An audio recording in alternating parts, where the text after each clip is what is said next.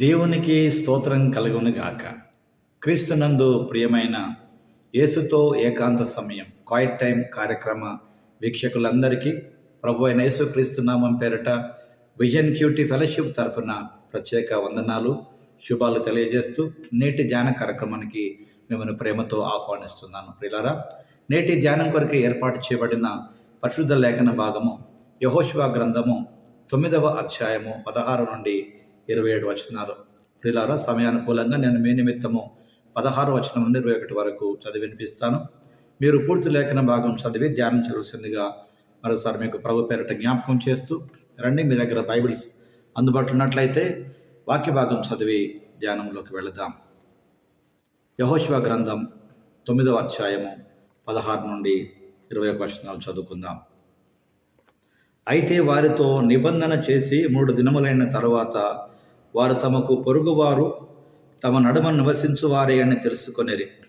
ఇశ్రాయేలీయులు సాగి 3వ నాడు వారి పట్టణమునకు వచ్చిరి. వారి పట్టణములు గిబియోను, కెఫీరా, బెయోరోతు, కిర్యత్యారీము అనునవి. సమాజ ప్రధానులు ఇశ్రాయేలుల దేవుడైన యెహోవా తోడని వారితో ప్రమాణము చేసి ఉండిరి గనుక ఇశ్రాయేలీయులు వారిని హతము చేయలేక కాగా సమాజమంతయు ప్రధానులకు విరోధముగా మొరపెట్టిరి.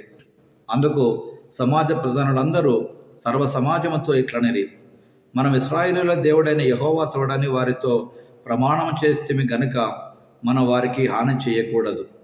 మనం వారితో చేసిన ప్రమాణం వలన మన మీద కోపం రాకపోవున్నట్లు ఆ ప్రమాణమును బట్టి వారిని బ్రతకనీయుడని చెప్పి వారిని బ్రతకనీయుడని సెలవిచ్చరి గనుక ప్రధానులు తమతో చెప్పినట్లు వారు సర్వ సమాజమునకును కట్టెలు నరుకువారుగాను నీళ్లు చేదువారుగాను ఏర్పరచబడేది. చదువుబడిన లేఖన భాగమును దేవుడు నేటి మన ధ్యానం కొరకు దీవించి ఆస్వాదించునుగాక. ప్రియులారా, నేటి ధ్యాన భాగం చదివిన తర్వాత దీని కొరకు ఏర్పాటు చేసినటువంటి ప్రధాన అంశము గిబియోను రక్షించబడెను. గిబియోను రక్షించబడెను. గిబియోన్ ఈజ్ సేవ్డ్ అనే అంశమును ఆధారం చేసుకొని గిబియోను అబద్ధమును గూర్చి ఇశ్రాయేలీయులకు త్వరలోనే తెలిసిపోయింది. ఇశ్రాయేలు విగ్రహారాధనలో పడకుండా నిర్మూలించబడవలసిన ఈ కనానీయులతో వారు తిరుగులేని శాంతి ప్రమాణం చేశారు. వారు యెరూషలేమునకు వెళ్ళే దారిలో కీలకమైన రవాణా కేంద్రంగా ఉన్న గిబియోన్ నగరాన్ని జయించలేకపోయారు. ఈ ప్రమాణం చేసినందుకు ప్రజలు తమ నాయకులపై ఆగ్రహం వ్యక్తం చేశారు. నాయకులు గిబియోను ప్రజలను బానిసలుగా తీసుకోవాలని సూచించగా వారు దాన్ని అంగీకరించారు. యెహోషువ మోసపూరితమైనటువంటి గిబియోనీయులను బానిసలుగా స్వీకరించాడు. అలాగే బలిపీఠం వద్ద వారిని ఆయా రకాలుగా సేవ చేయడానికి వారిని నియమించాడు. ఇది నేటి పాఠ్యభాగ సారాంశం. ప్రియులారా, ఇందులో ప్రధానంగా దేవుడెవరో మనం గమనించినట్లయితే 16 నుండి 27 వచనాల ఆధారముగా గిబియోను నాశనానికి గురి చేయబడిన ప్రజలు. వారు దయను కోరినందున భూమిపై జీవనం చేయడానికి దేవుడు వారికి అనుమతించాడు. ఇది దేవుని అపారమైన దయను తెలియజేసేటువంటి ఒక ఆలోచన.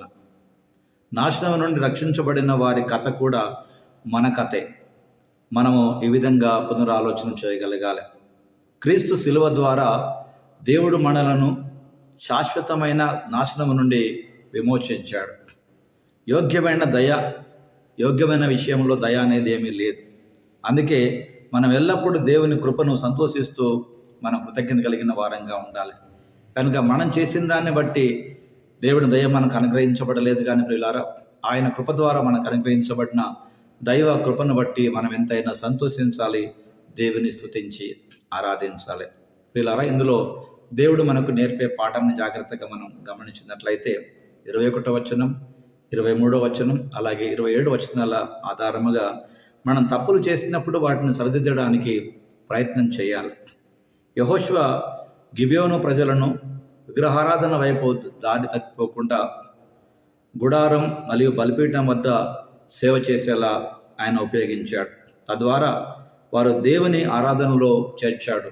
యెహోషువ ఈ రీతిగా గిబియోనీయులకు కొంత సహాయం చేయగలిగాడు.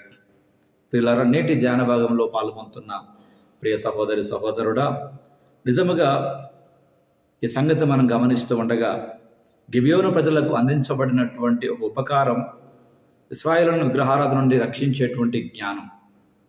కనుక దేవుని ప్రజల బలహీనతను కూడా దేవుడు తన బలమైన కార్యం కొరకు సాధనంగా వాడుకోగలిగిన శక్తివంతుడైన సంగతి నేటి పాఠ్యభాగం మనకు జ్ఞాపకం చేస్తుంది ప్రియులారా.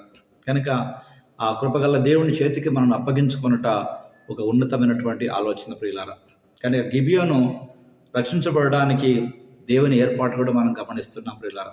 ఒక పక్క యెహోషువ ఇశ్రాయేలు యొక్క బలహీనత అయినప్పటికీ ప్రియులారా, ఆ బలహీనతలో కూడా దేవుడు తన బలమైన కార్యాన్ని నిర్వర్తించగలిగిన శక్తివంతుడైన సంగతి ఈ పాఠ్యభాగం మనకు జ్ఞాపకం చేస్తుండగా ప్రియులారా, మరొకసారి ప్రభువుకు మనల్ని మనం సమర్పించుకొని ఉన్నతమైన ఉత్తమమైనటువంటి దేవుని కార్యానికి మనల్ని అప్పగించుకుందాం.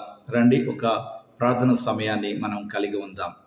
ప్రార్థన. ప్రియమైన దేవా, నీ ప్రజలుగా ఉండే ఆశీర్వాదాన్ని ఎప్పటికీ మర్చిపోకుండా ఎల్లప్పుడూ మీకు కృతజ్ఞతతో జీవించడానికి మాకు సహాయం చేయండి. మా బలహీనతల్లో సహితం మమ్మలను ఆదరించగలిగినటువంటి మీ మహోన్నతమైన కృప కొరకై స్తోత్రం చెల్లిస్తూ మమ్మల్ని మీ కృపగల చేతులకు అప్పగించుకొని క్రీస్తు ప్రభు పేరట ప్రార్థిస్తున్నాం పరమ తండ్రి. Amen, amen. ప్రియులారా, ప్రభువారు నిత్యము తన వాక్యం ద్వారా మనతో మాట్లాడుతూ ఈరోజు గిబియోనీయులను ఎలా రక్షించాడో ప్రియులారా, ఆ రీతిగా మనల్ని కూడా రక్షించేటువంటి దేవుడు ఆయన. ఇశ్రాయేలు ప్రజలు యెహోషువ తొందరపడి అనాలోచనగా మాటిచుట ద్వారా ఎలా మోసపోయినప్పటికీ ప్రియులారా, గిబియోను వారిని కూడా కాపాడే ప్రయత్నంలో దేవుడు తన ప్రజల యొక్క బలహీనతలను కూడా తన బలమైన కార్యం కొరకు సాధనంగా వాడుకున్న సంగతి వాక్యం మనకు జ్ఞాపకం చేస్తుండగా ప్రియులారా, నిజంగా మనల్ని మనం ప్రభువుకు అప్పగించుకొనుట, ఆయన దయను కనికరమును పొందుట మన భాగ్యమే తప్ప మనం చేసిన పని ఏది కాదని ఈ వాక్యం ద్వారా మనం నేర్చుకుంటున్నాం ప్రియులారా. కనుక నేటి పాఠ్యభాగంలో నుండి పాఠం నేర్పిస్తున్న దేవునికి స్తోత్రము చెల్లిస్తూ మన బలహీనతల్లో కూడా మనలను అర్థం చేసుకునే దేవుడు మనకున్నాడని, నిజంగా ఆ దేవుని కృపకు పాత్రలవుట మన జీవిత భాగ్యమని ఎంచుకుంటూ దేవునికి స్తోత్రం చెల్లిస్తున్నాం. నిజమే, ప్రభుకు మహిమ కలుగును గాక. హల్లెలూయా. ప్రియులారా, నేటి పాఠ్యభాగంలో నుండి ప్రభు నేర్పిన పాఠానికి మన జీవితాన్ని అన్వయించుకుంటూ అనేకులకు ప్రభు నేర్పిన పాఠాన్ని పంచుకుందాం. వారి జీవితంలో కూడా దేవుని దయగలిగినటువంటి కృప కలిగినటువంటి కార్యాన్ని చూడగలుగుదాం. అలాంటి కృప దేవుడు నీకు నాకు అనుగ్రహించాలని ఆశిస్తూ ఆ కృపగల దేవుని చేతులకి మనం సంపూర్ణంగా సమర్పించుకుందాం. అట్టి కృప దేవుడు మనందరికీ సమృద్ధిగా అనుగ్రహించి తన నామ ఘనత కొరకు, ఆయన రాజ్య వ్యాప్తి కొరకు మనందరినీ నిలబెట్టి నడిపించి వాడుకొనుగాక. Thank you. God bless you all.